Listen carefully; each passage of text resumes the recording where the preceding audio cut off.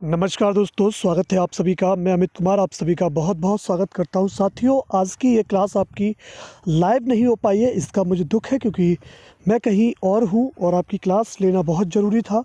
तो शुरू करते हैं दोस्तों। आज का जो टॉपिक रहेगा हमारा वो रहेगा दोस्तों, ठोस में हम किस प्रकार से हस्तचयन की प्रक्रिया यानी कि दोस्तों पृथक्करण की प्रक्रिया अपनाते हैं। तो सभी लोग दोस्तों एक बार वीडियो को शेयर कर दीजिए, जिससे कि ये जो क्लास है उसका दोस्तों फ़ायदा आप सभी तक हो सके और सभी लोग इसका फ़ायदा उठा सकें।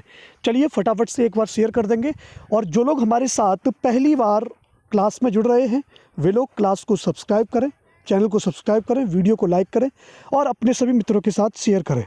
साथियों, आप लोग हमारे साथ कनेक्ट रहने के लिए 8410575849 पर मैसेज भी कर सकते हैं, जहां से दोस्तों आपको पीडीएफ नोट्स प्रोवाइड कराने शुरू कर दिए जाएंगे। दोस्तों पीडीएफ का आपसे कोई भी पैसा नहीं लिया जाएगा। चलिए शुरू करते हैं, टॉपिक पर आते हैं कि आज हम ठोस के अंतर्गत क्या क्या पढ़ने वाले हैं।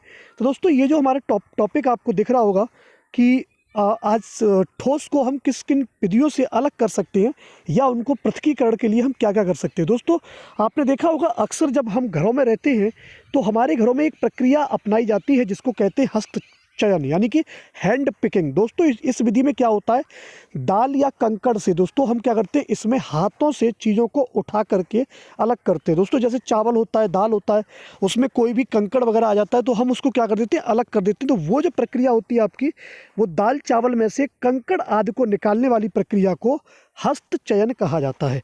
फिर बात आती है दोस्तों, इसका एक प्रश्न आपके सीटेट के एग्ज़ाम में या टेट के एग्ज़ाम में अवश्य पूछा जाता है, थ्रेसिंग या गाहना। दोस्तों थ्रेसिंग और गाहना अलग होता है, निष्पावन और पछाड़ना अलग होता है।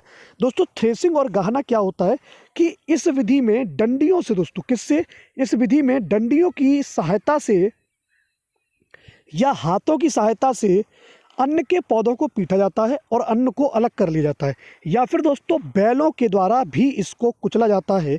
या फिर दोस्तों आप लोगों ने देखा होगा किसान अक्सर जब ज़्यादा गेहूं होता है दोस्तों तो हाथों से या फिर बैलों से कुचलने का काम नहीं करता, फिर वो क्या करता है दोस्तों, उसको थ्रेसर का प्रयोग करता है और उससे वो गेहूँ दोस्तों अलग कर दिया जाता है। गेहूं को आपने देखा होगा अलग होते हुए, जो कि अक्सर किसान इस्तेमाल करते हैं। दोस्तों अब जो इस्तेमाल होता है वो आधुनिक विधि यानी कि थ्रेसर की विधि इस्तेमाल होती है।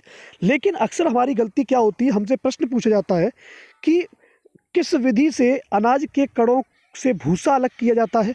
तो अक्सर बच्चा क्या लगा देता है, क्योंकि वही चीज़ देखी होती है तो वो डायरेक्ट थ्रेसिंग लगा देता है, क्योंकि उसमें भी दोस्तों क्या क्या हो जाता है, जो हमारा भूसा होता है वो अलग हो जाता है और अनाज हमारा अलग हो जाता है। लेकिन दोस्तों यहाँ पर ये जो विधि है वो अलग है।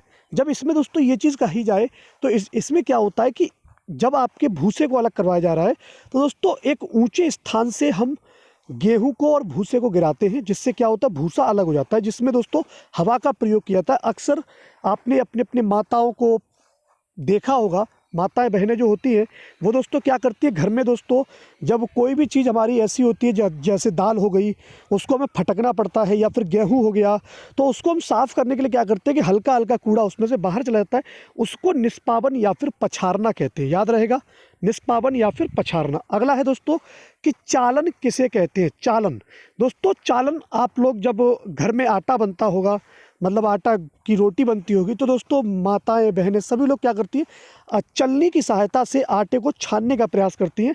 तो इसमें दोस्तों चलनी की सहायता से क्या करते हैं हम लोग, छानने का प्रयास करते हैं, जिससे कि चोकर जो होता है वो अलग हो जाता है और जो उसमें रेत और कंकड़ होते हैं वो सारी चीज़ें आपकी क्या हो जाती है, अलग अलग हो जाती है। बात आती है चुंबकीय पृथकीकरण की। किसकी बात आती है दोस्तों, चुंबकीय पृथकीकरण। दोस्तों इसमें क्या होता है, यदि मान लीजिए गेहूँ हमारा रखा हुआ था और उसमें लोहे के टुकड़े गिर गए। क्या गिर गए दोस्तों, लोहे के टुकड़े गिर गए, मतलब जब धातु हमारी उसमें गिर जाती है लोहे की, तो फिर क्या करते हैं हम चुंबकीय पृथकीकरण की सहायता से हम दोस्तों उस भूसे को यानी कि उस लोहे के चुंबकत्व की सहायता से उसको दोस्तों बाहर निकाल लेते हैं।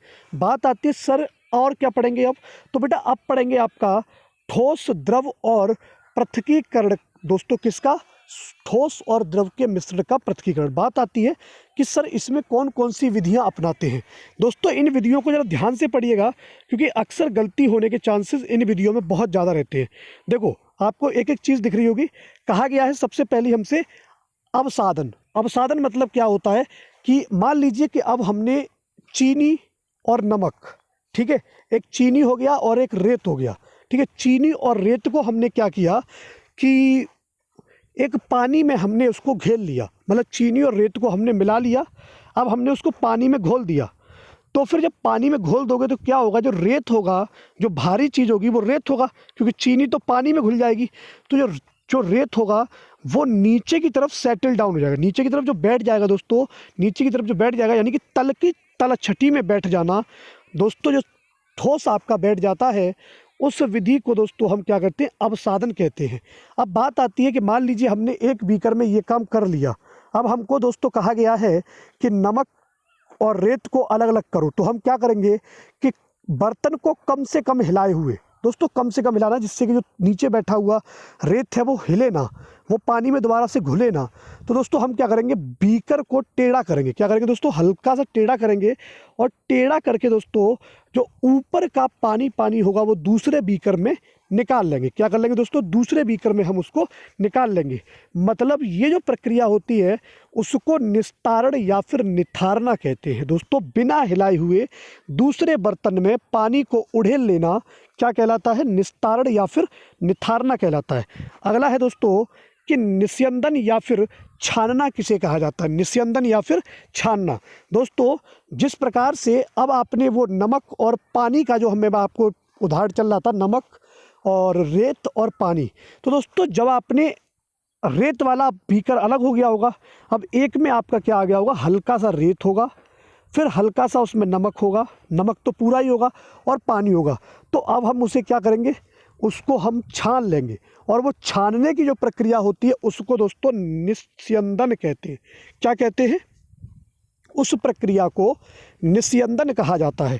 और उससे पहले हमने क्या पढ़ा था, उससे पहले हमने पढ़ा था निस्तारण। यानी कि निस्तारण क्या होता है कि एक बर्तन से दूसरे बर्तन में बिना हिलाए डुलाए पानी को उड़ेल लेना हमारा निस्तारण कहलाता है या फिर निथारना कहलाता है।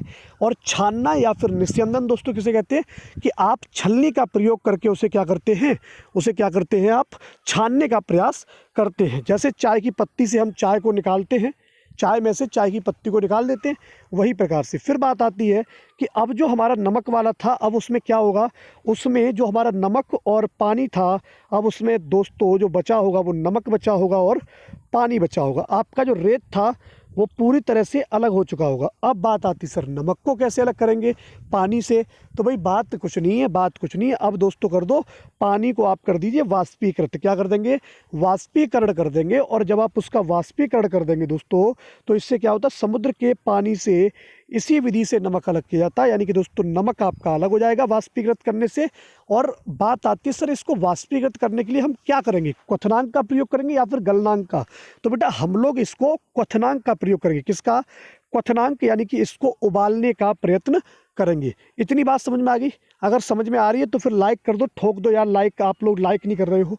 फिर बात आती है सर द्रव से और कैसे कर सकते हैं हम लोग किसी भी गंदगी को बाहर। तो दोस्तों वॉशिंग मशीन इसका एक बहुत बढ़िया एग्जांपल है।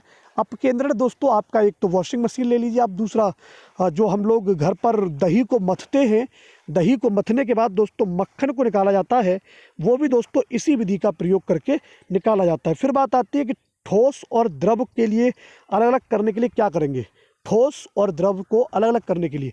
तो दोस्तों बात आती है, एक आता है ठोस शोधन या फिर आसवन। अब बहुत से बच्चे इसका कंपैरिजन किससे कर लेते हैं, प्रभाजी आसवन से। बेटा प्रभाजी आसवन जो है वो लिक्विड के लिए होता है, द्रव से द्रव को अलग करने के लिए, द्रव से द्रव को अलग करने के लिए होता है प्रभाजी आसवन, जिसमें पेट्रोलियम होता है। पेट्रोलियम से हम क्या क्या प्राप्त करते हैं, पेट्रोल प्राप्त करते हैं, डीजल प्राप्त करते हैं, वैक्स प्राप्त करते हैं, ठीक है, मोम प्राप्त करते हैं। वो सारी चीज़ें हमारी कहाँ से होती है, वो द्रव से द्रव को अलग करने के लिए। लेकिन ये है केवल द्रव शोधन या फिर आसवन। तो दोस्तों इस विधि में ठोस और द्रव के मिश्रण को गर्म किया जाता है।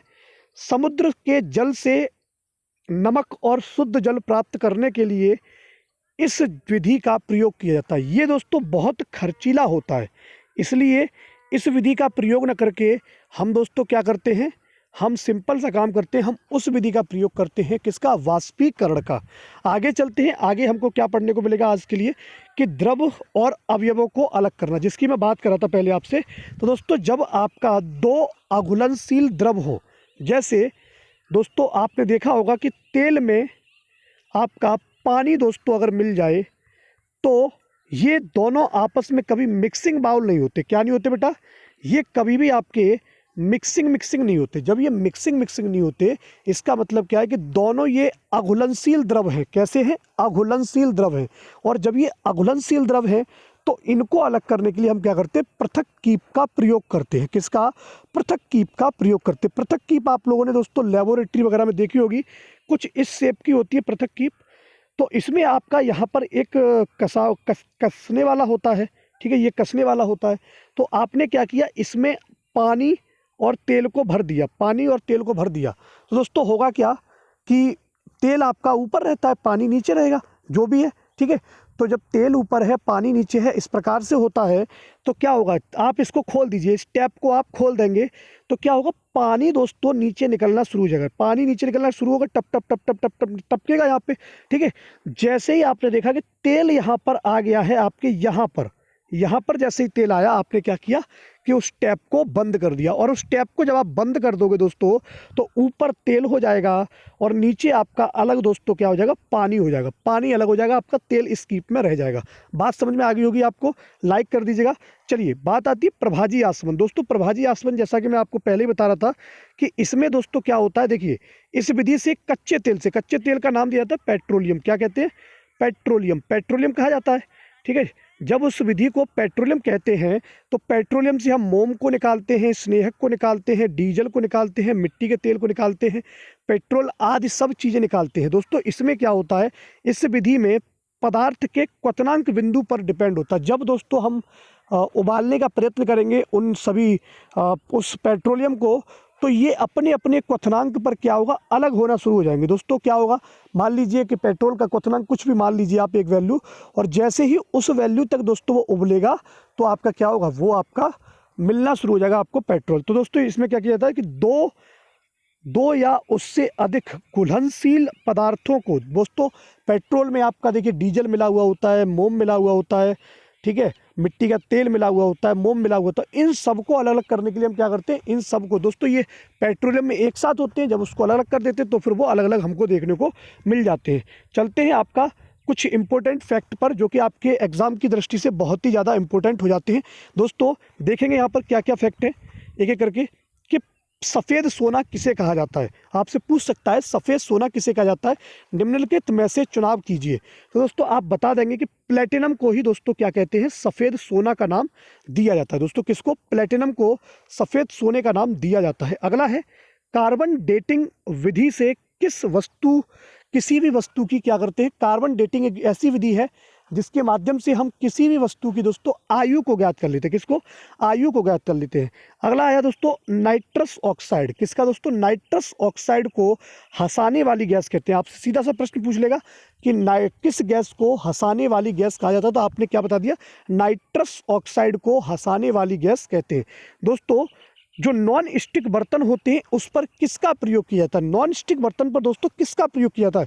तो बात आती है दोस्तों टेफ्लॉन का। किसका प्रयोग करते हैं? टेफ्लॉन का। दोस्तों आप लोग कमेंट बॉक्स में मुझे नाइट्रस ऑक्साइड का सही फॉर्मूला बताइएगा, NO2 होता है या फिर N2O होता है। आपको दोस्तों ये जवाब देना है कि जो हमारा नाइट्रस ऑक्साइड होता है उसका सही फॉर्मूला कौन सा होता है। दोस्तों कौन सा होता है? NO2 होता है या फिर N2O होता है, बताइए। आप लोग इसका कमेंट बॉक्स में कमेंट करिए, कल के वीडियो में आपको इसका जवाब मेरे द्वारा दिया जाएगा। चलते हैं दोस्तों आगे कि न्यूऑन गैस का प्रयोग फ्लूरेसेंट बल्ब और ट्यूब में किया जाता है। दोस्तों जो हमारे ट्यूब होती हैं या फिर जो हमारे फ्लोरेसेंट बल्ब होते हैं, वो दोस्तों इसमें किस गैस का प्रयोग होता है? तो इसमें आपकी नियोन गैस का प्रयोग होता है। अगला क्वेश्चन देख लेते हैं, सिल्वर आयोडाइड का प्रयोग दोस्तों किस लिए होता है? सिल्वर आयोडाइड का प्रयोग कृत्रिम वर्षा के लिए होता है। और अगला दोस्तों देख लेते हैं कि कच्चे जो हमारे फल होते हैं उनको पकाने के लिए किसका प्रयोग करते हैं? तो उनको पकाने के लिए हम एथिलीन या फिर एसिटिलीन का प्रयोग करते हैं। दोस्तों ये चीज़ आपको याद रखनी है बिल्कुल अच्छे तरीके से, ठीक है, भूलना नहीं है। और दोस्तों वीडियो को लाइक कर दीजिए, शेयर कर दीजिए। मुलाकात करते हैं आपसे अगले नेक्स्ट वीडियो में, तब तक के लिए नमस्कार, जय हिंद, जय भारत।